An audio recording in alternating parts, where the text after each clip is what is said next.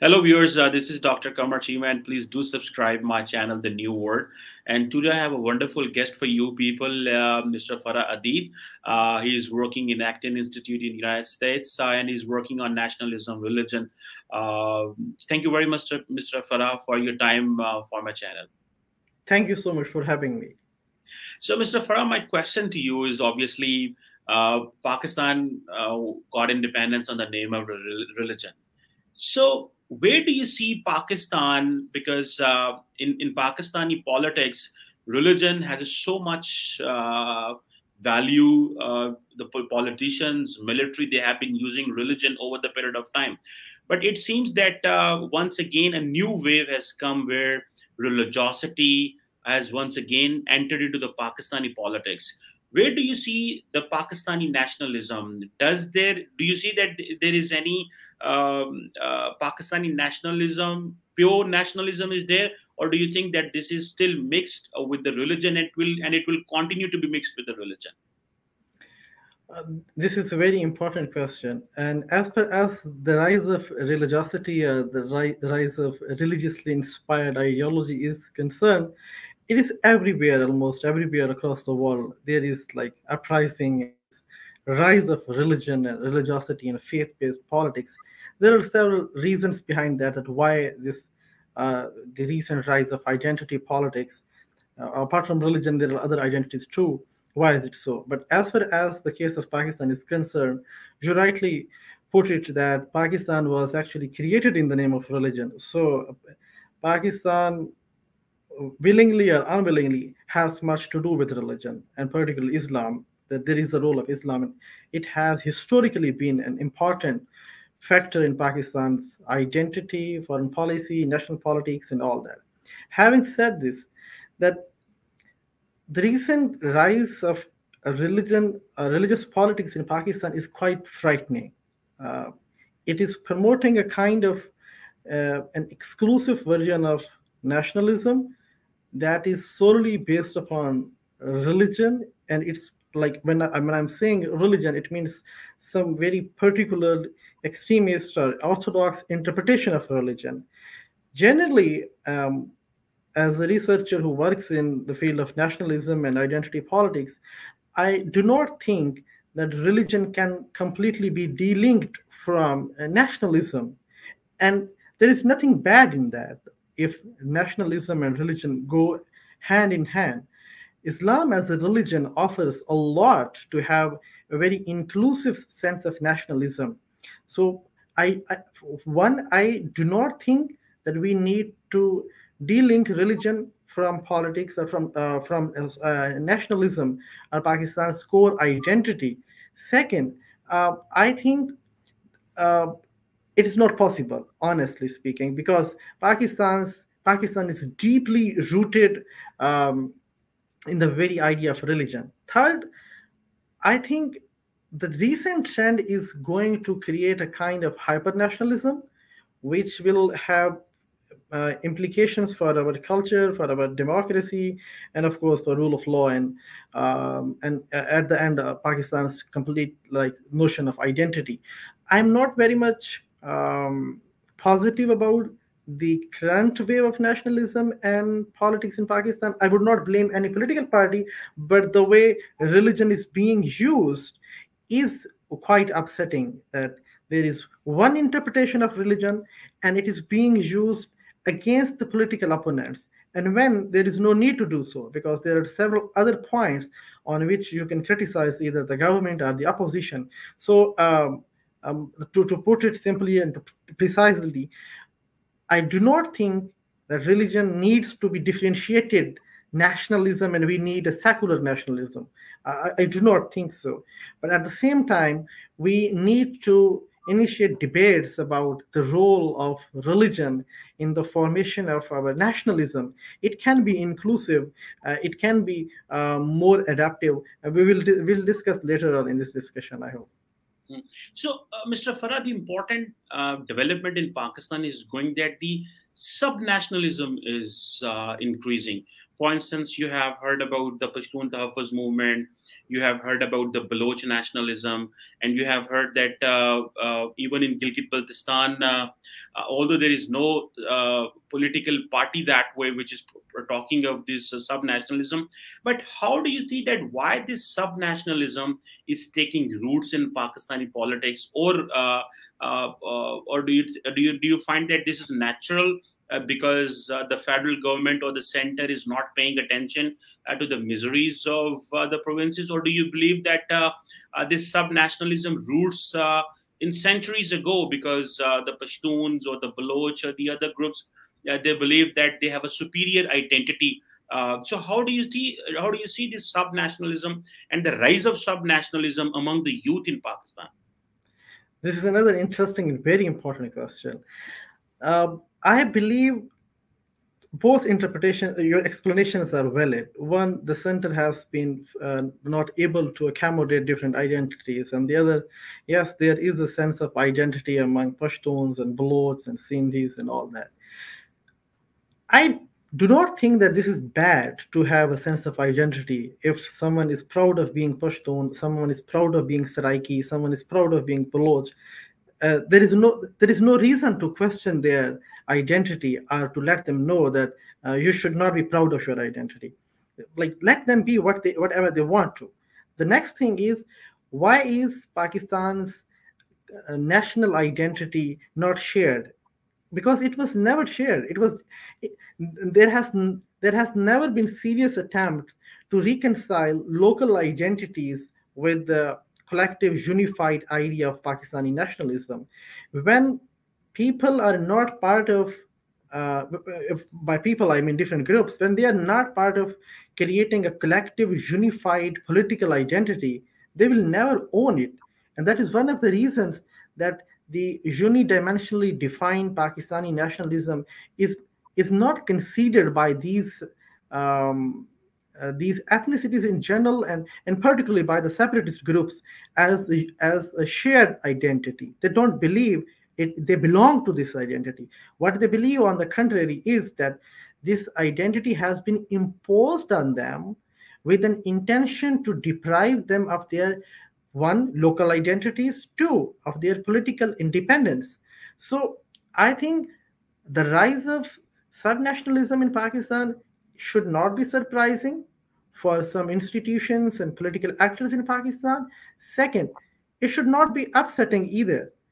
What we need to do and what we need to think is that we need to appreciate the very basic local identity of people. You cannot dictate someone to be a Sindhi or to be a Pakistani. They can be Sindhi as well as Pakistani at the same time. The very notion that when you claim to be a Pakistani, you have to give up on all your identities, that is problematic. And unfortunately, this has been happening in Pakistani popular media, popular cultural discourse that was tried to impose on the society. And unfortunately, it backfired. It did not work. But Mr. Farah, you have absolutely right that we can have these two identities, they can go side by side. But what if there is a transnational nationalism? That is where the challenge sometimes emerges. For instance, in case of this Pashtun Tahaffuz movement, it was a challenge for the state. They believed that, for instance, that someone, for instance, from Afghanistan is pushing and raising up these sentiments. So, do you believe that when we have one state, but we have subnationalism, which is connecting its roots in some other place. So how do you see that? Why this has happened, and how do you see that in international relations or in international law, when boundaries have been established, sovereignty is there, and this idea of nation state is there. So how this subnationalism can move into this transnational nationalism? I'm just trying to get out of a lot from you because you have a lot of in-depth understanding of that. So why do you think that? Do you think that there is some rationale behind that, or do you think that in this 21st century it's very difficult to go with this transnational nationalism? This is very important. This is very tricky in Pakistan. One, our focus on Pashtun nationalism and blaming Afghanistan I think it's overstated in Pakistan, and there is a reason behind that. Whenever you have external quote unquote enemies, they will always exploit your internal fault lines. And it is not just in the case of Pashtuns, like there are some groups and who are being supported intellectually, morally, politically by the external actors. The same thing is happening in Balochistan, and it is happening a little openly that they're even being funded by someone from outside Pakistan. And the question is that how do we deal with our people, with locals? Pashtuns have, honestly speaking, some very genuine grievances. Like they have some genuine demands. And what Pakistan needed at that time, that when there was the rise of PTM, Pashtun Tahafuz movement, there needed, and Pakistan did to an extent. I'm not sure if it was successful or not, but it was a genuine organic movement of Pashtuns studying in different universities of Pakistan. There were Pashtun youth from Lahore, from Islamabad, from Faisalabad. They were participating in those protests, and when we were sitting in Lahore and Islamabad and in other parts of Pakistan, and we were just denouncing the very basis, the very idea of their movement. It was painful for them. We needed, like, I'm not saying that there is no external support for such kind of movements. Of course it does. Even America does. Whenever they need to support someone, they do it. And whenever their foreign policy agenda is not to support someone, even they don't care about human rights. So it depends on their interest. So my opinion is that we need to engage and reconcile with Pashtuns rather than blaming them that they are getting support and they are getting funding. I'm not sure if it is true because some of Pakistani agency reports claim that it is happening. So rather than focusing on that, we need to focus on their real challenges, real issues, and we need to like get in touch with them.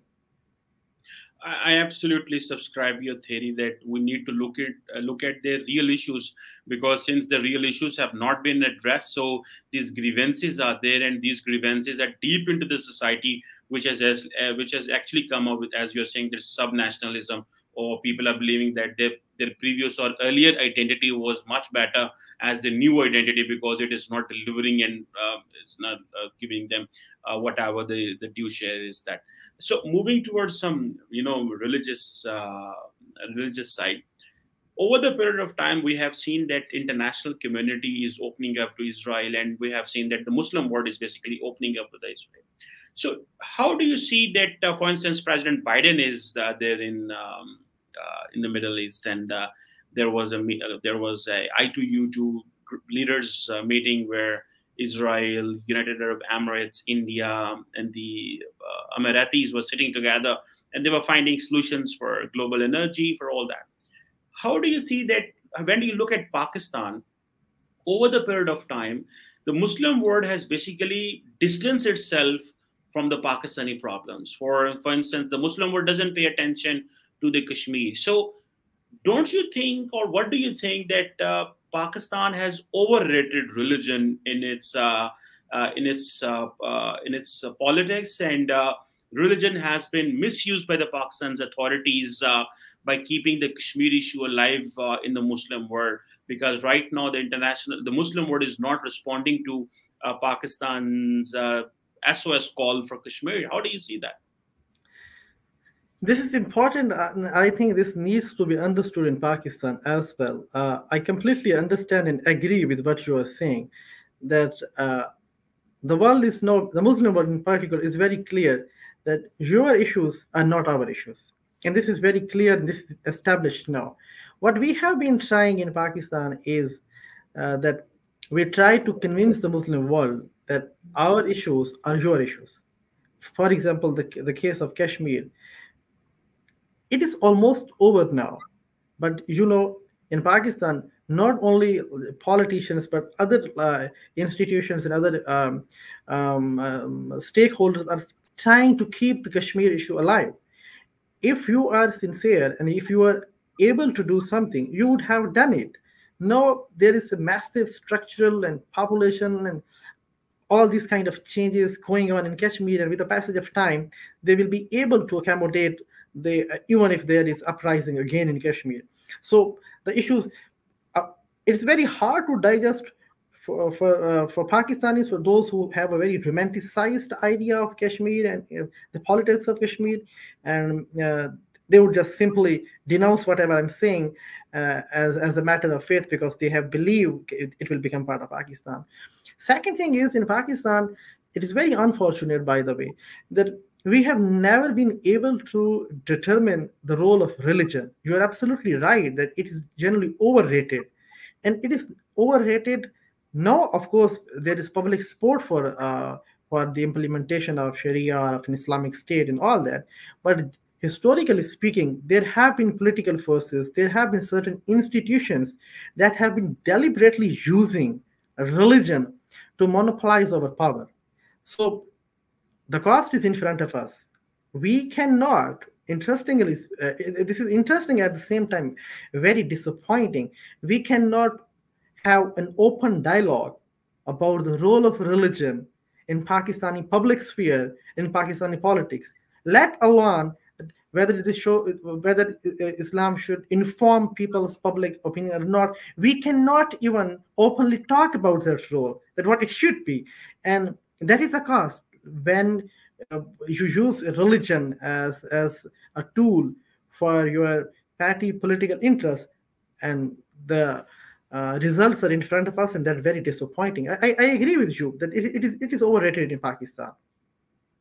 So, over the period of time, do you think that this idea of having an OIC is going to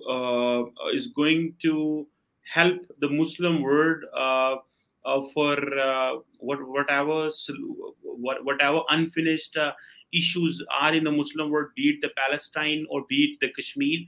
Or do you think that the Muslim world need to engage with the West or need to engage with the global community by ignoring those issues which cannot be resolved? So, what do you think? How do you see this idea of OIC? Why it has been continuously failing over the period of time? Do you believe that the overall the power of Muslim world, power of Muslim world has decreased, or do you believe that the issues are not that much relevant, or do you believe that those countries which had a control over either it is India over Kashmir or Israel over Palestine, they are too powerful to be managed? So what do you see in that? Very important. The OIC is ineffective because it is a representative body of unrepresentative regimes and governments. And we in Muslim world, we generally think that there is one, no need to engage with the West. Second, Western world is innocent. They probably have no idea about what is going on in Pakistan or in the rest of the Muslim world. So there is a lesson, and there a lesson needs to be learned for the Muslim world and for the West. One, if West is like, we don't care about what is going on in the Muslim world, if they have an orthodox interpretation of religion, and if they have hyper nationalism and there is terrorism, that's okay. We don't care about them. It's their problem. No. Threat to freedom anywhere is a threat to freedom everywhere. So West has not just a moral responsibility, but a political obligation to cooperate, help the Muslim world to democratize, protect freedom, human rights, and all that. And on the other hand, OIC, I personally do not see in near future will be effective or will be treated with due respect or due regard by the Western power, by the European Union, the United Nations, because everyone knows who is representing whom at OIC. Even sometimes it is very difficult to get a resolution passed against India if there is something wrong going on in Kashmir. So Pakistan has to send its foreign minister to several Muslim majority countries to convince them that let's pass a resolution, which actually has, honestly speaking, practically no significance. Even if it has some diplomatic face saving for some in Pakistan or for the rest of the world, but practically it is ineffective. So I do not personally think that the OIC will have any future in its present form, because we need to focus. I am someone who actually believes in uh, localized and organic and evolutionary changes. I believe until unless there is democracy, respect for human rights in Muslim world, then we will be able to talk to the Western world. My last point on this question: nobody is ignorant in the West about what is happening uh, in the Muslim world. What is the state of human rights? For example, in Pakistan, we generally argue and we demand that we need a very positive image in the West. You don't need to talk about negative about Pakistan. Okay, perfect. Sounds great. But the thing is, when a person is mobbed or lynched in Pakistan, New York Times, Washington Post, CNN, everyone reports that a person has been lynched because of some religious issues, and it was not established yet whether the person committed blasphemy or not. So, and this is across the Muslim world. There is gross violations of human rights. There's challenges to democracy. So, unless and until we fix these broader structural institutional issues, we won't have that much say in the world in the world affairs. Mm. Thank you very much, Mr. Farhadi, for helping us to understand that these complex issues of nationalism and how Islam is mixed with this politics, and how the Muslim world, which has been using religion, as you mentioned, that for keeping the monopoly over power, Islam or the religion has been used, and how what needs to be done. Obviously, this is we have mentioned as well that. But at the same time, a stronger support is needed for our solutions, where we need to empower the people. Because if people are not empowered, they are not given their identity, they are not given their due share in terms of identity, and in terms of power as well, in terms of financial power as well. Obviously, the issues will remain same. Thank you very much, Mr. Farhadi, for your time and for your valuable comments. Thank you for having me. Thank you very much.